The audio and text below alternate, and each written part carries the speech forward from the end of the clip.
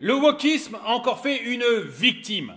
Une championne de surf, une championne qui, en plus, avait été attaquée par un requin et à qui il manquait un bras. Bref, une égérie du surf vient juste de se faire dégager par une des plus grandes marques du surf, Rip Curl. Et devinez par qui ils l'ont remplacé? Eh bien, ils l'ont remplacé par un trans. Bonjour et bienvenue dans cette nouvelle vidéo de DME en direct. Comme toujours, si vous n'êtes pas abonné, eh bien, je vous suggère de le faire et de cliquer sur la cloche pour être prévenu lorsque je sors une nouvelle vidéo. Et oui, voilà. Le wokisme fait encore une victime. Vous avez une championne de surf qui en plus est handicapée parce qu'elle s'est fait bouffer le bras par un requin. Mais malgré son handicap, elle est championne de surf. Vous avez peut-être vu un film d'ailleurs à son sujet. Il y a eu un film qui a été fait pour elle. Donc elle est championne de surf. Et elle a trouvé anormal, surprenant, que les trans, les hommes qui se sentent femmes, aient le droit de faire des compétitions de surf avec les femmes biologiques. On ne sait même plus comment on doit appeler les choses maintenant, mais enfin voilà. Femmes biologiques. Donc elle a émis un doute là-dessus. Ni une ni deux. Elle se fait dégager par Rip Curl, qui est une très grande marque de surf, et remplacée par un trans. Donc un homme qui se sent femme et qui va faire les compétitions féminines de surf. Heureusement, parce qu'elle est emblématique, eh bien, vous allez voir que ça ne se passe pas comme ça et que peut-être qu'on va avoir effectivement, de nouveau, un exemple de l'adage bien connu et que je vous ai dit souvent, go woke, get broke. Devenez woke, vous serez ruiné. Regardons ensemble l'article. Et merci à Marc de m'avoir envoyé cet article. Les vagues de l'indignation déferlent sur la communauté des surfeurs qui se retrouvent à la croisée des chemins entre leur passion pour le sport et des enjeux sociétaux brûlants. Tout ce qu'on demande aux marques, c'est de s'intéresser au sport. Ce qu'on demande à Rip Curl, la marque de surf, c'est de s'intéresser au surf. Les enjeux sociétaux, on n'en a rien à battre. Faut être clair, on n'en a rien à battre. C'est pas ce qu'on leur demande. On ne demande pas à Disney de s'intéresser aux enjeux sociétaux. On ne demande pas à Netflix de s'intéresser aux enjeux sociétaux. On ne demande pas aux bières américaines de s'intéresser aux enjeux sociétaux. On demande à ces marques de s'intéresser à leurs consommateurs.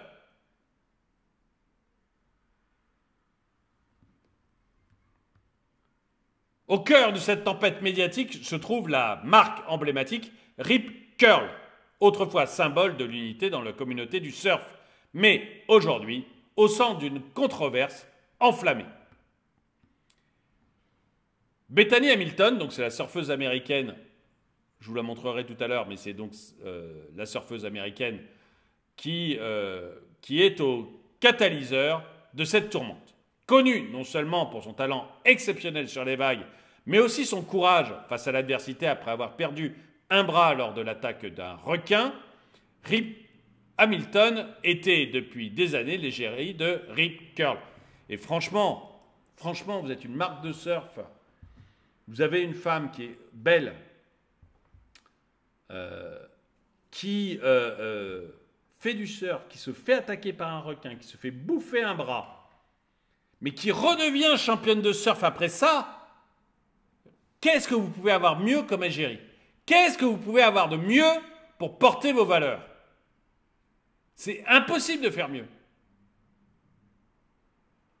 Vous allez voir ce qu'ils choisissent. Moi, ce qui me plaît, c'est la punition, le pampan-cucu qu'ils sont en train d'avoir et qui va leur faire un grand bien et qui va nous faire un nouvel exemple de go woke, get broke.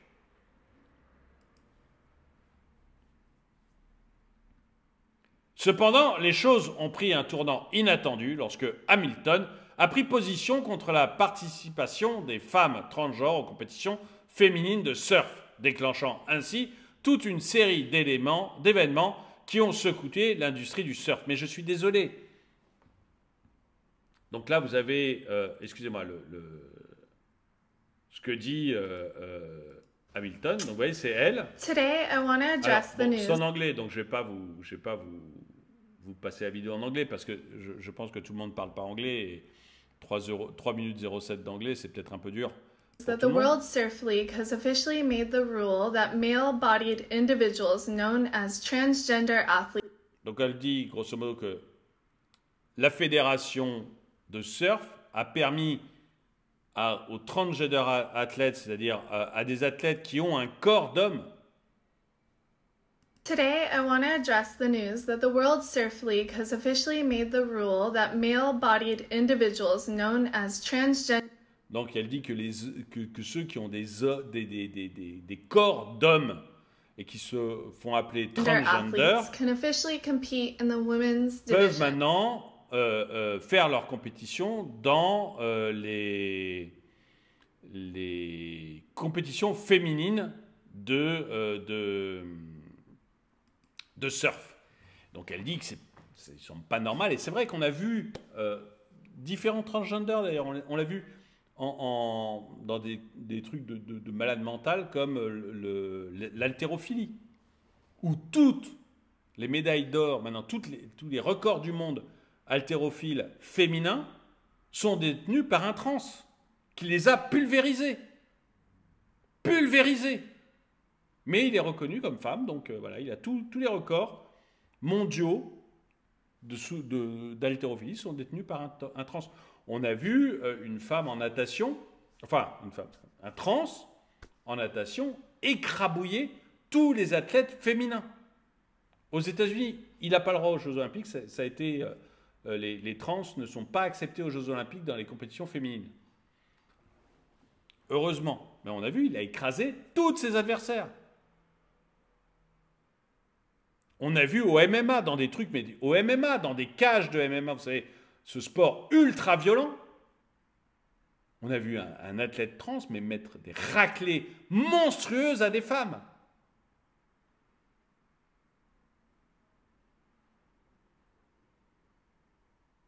Avec des imbéciles qui applaudissent à ça.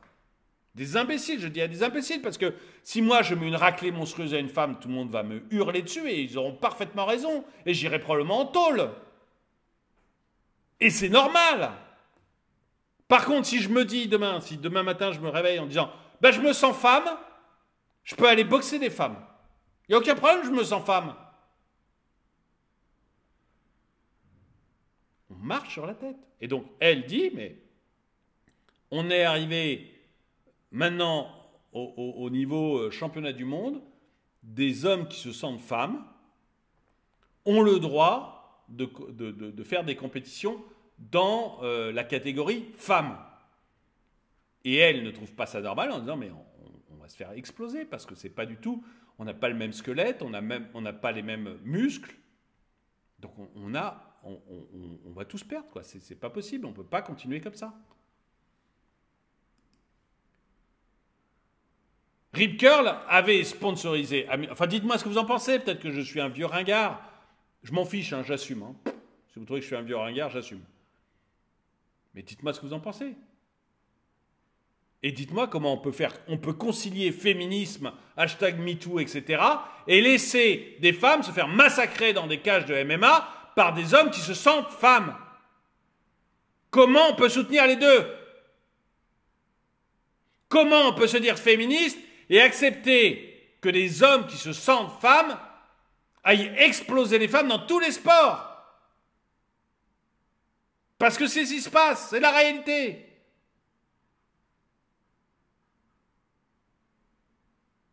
Alors expliquez-moi, si vous êtes dans ce cas-là, expliquez-moi votre raisonnement. Parce que moi, je ne comprends pas. Moi, je ne me prétends pas féministe, hein, du tout. Hein. Mais alors, pas du tout.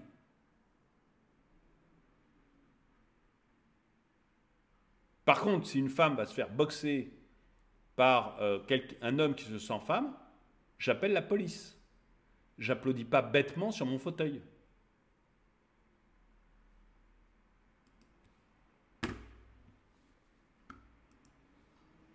Encore une fois, finalement, qui est le plus féministe des deux, quoi? Donc, Rip Curl avait sponsorisé Hamilton en 1999 et a mis fin à son partenariat avec elle, suscitant l'indignation de nombreux surfeurs et fans. Bien que la marque n'ait pas officiellement reconnu que cette décision était liée aux commentaires de Hamilton, de nombreux observateurs y voient clairement une réaction punitive à ces déclarations controversées, surtout quand on voit la nouvelle égérie de Rip Curl. Vous allez voir la nouvelle égérie de Rip Curl, et puis vous allez me dire, vous allez oser me dire que c'est pas lié.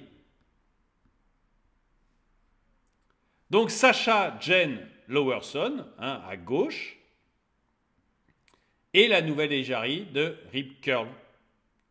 C'est un trans.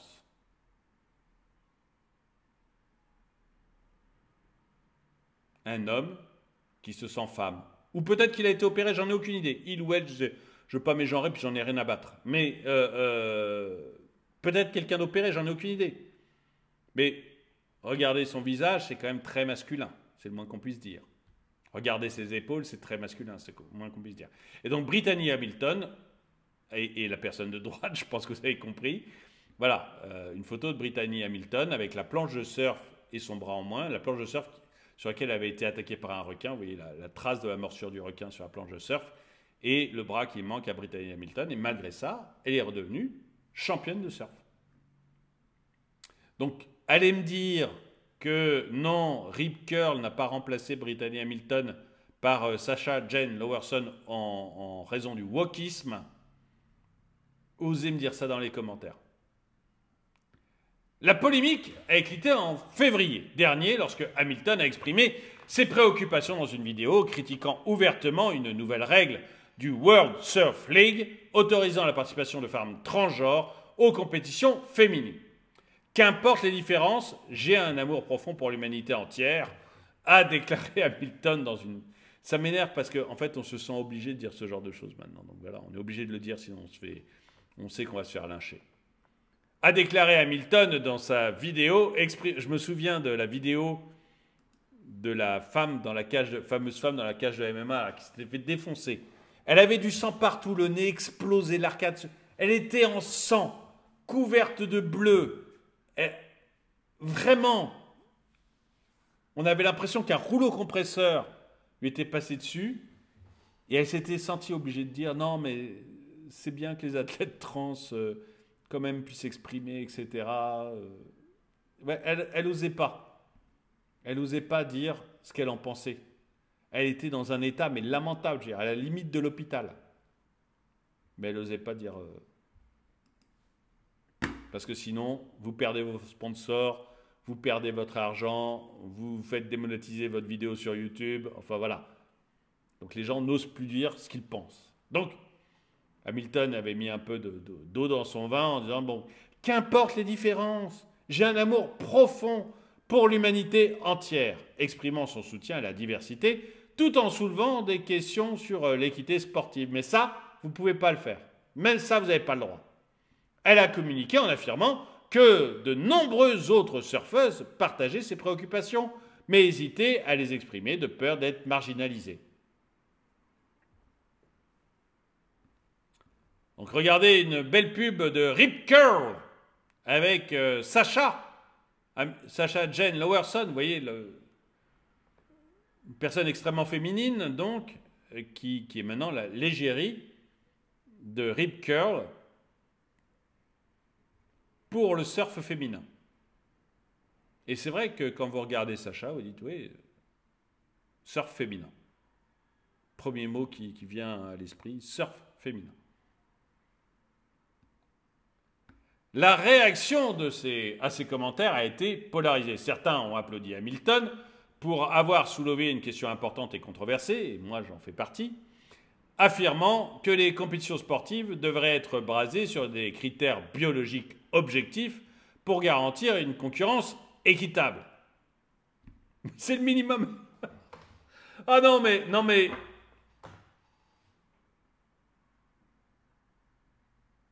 On se pose des questions sur cette planète, mais hallucinantes, quoi.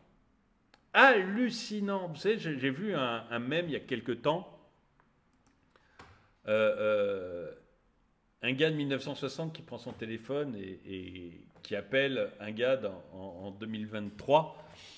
À l'époque, c'était 2023. Il dit alors, waouh, la machine à voyager dans le temps marche donc. Alors, du coup, en 2023, vous avez créé la voiture volante, les chaussures qui se lassent toutes seules. Vous savez, plein de trucs qu'on a vu dans Retour à le futur. Chaussures qui se lassent toutes seules, la voiture volante. Comment ça, vous savez pas ce qu'est un homme et une femme? On en est là, quoi. On a complètement... Enfin, moi, je sais pas. Non, je peux en dire plus, mais on est dans un monde qui me semble complètement délirant. Délirant.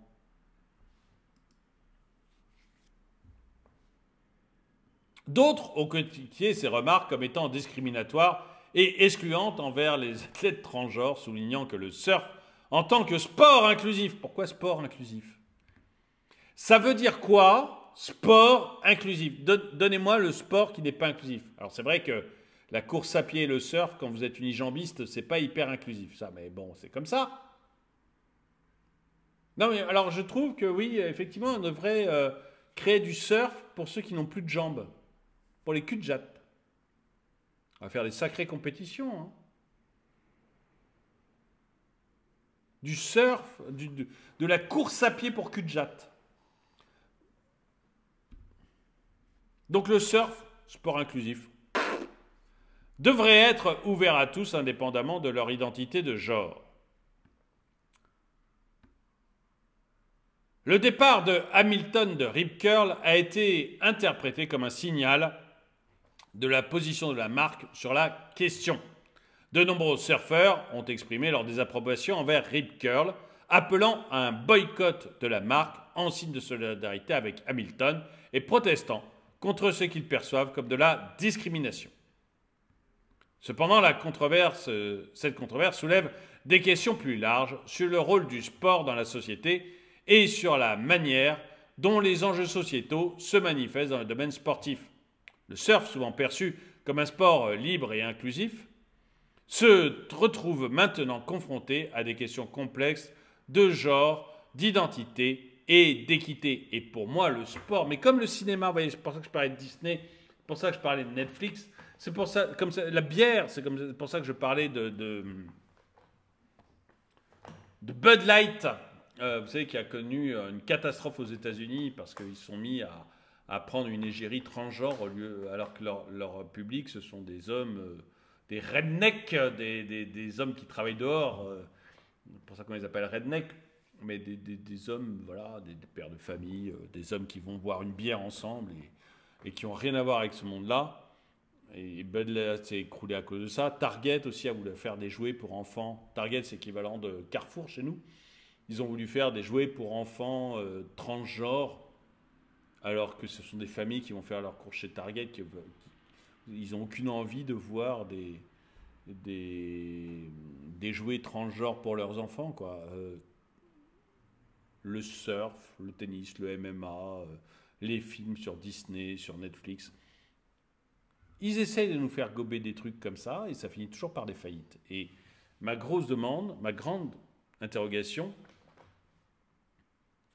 est-ce que je vous demande un peu, est-ce que vous pensez qu'effectivement Rip Curl va se prendre une baffe phénoménale d'avoir viré comme ça une telle égérie qu'Hamilton, encore une fois, une fille impressionnante, est-ce qu'ils vont se prendre une grosse claque pour l'avoir viré et avoir embauché à sa place un trans? Ou est-ce que vous pensez que non, que c'est normal, que c'est l'inclusivité, que c'est normal d'aller vers ça, que c'est normal que des trans puissent faire des compétitions sportives contre des femmes, que c'est la marche du monde et que c'est moi qui suis un vieux réac? Dites-moi ce que vous en pensez dans les commentaires. En tout cas, merci d'avoir regardé cette vidéo. Mettez-lui un pouce vers le haut, commentez-la, partagez-la. Merci à tous ceux qui soutiennent la chaîne. Et moi, je vous dis à très bientôt.